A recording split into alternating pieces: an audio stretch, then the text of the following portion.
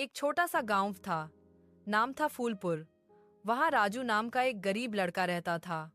उसके पिता बहुत पहले मर गए थे, इसलिए वह अपनी माँ के हाथों ही बड़ा हुआ। माँ खेतों में काम करती थी, दूसरों के घरों में नौकरानी का काम करती थी, सिर्फ अपने बेटे के चेहरे पर थोड़ी सी मुस्कान लाने के लिए।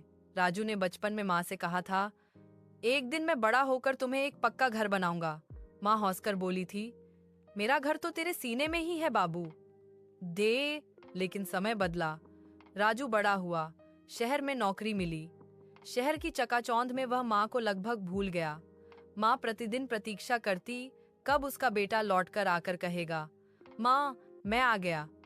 लेकिन वह दिन फिर नहीं आया। एक दिन अचानक डाकिया आया, राजू के लिए माँ का एक पत्र।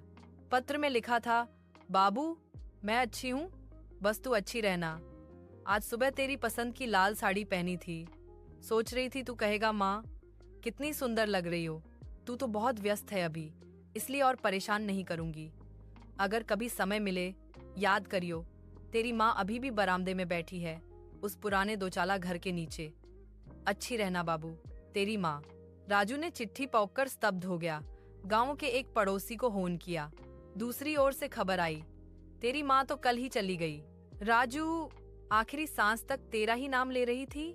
राजू के हाथ से चिट्ठी गिर गई, आंखों से आंसुओं की झज्झी लग गई।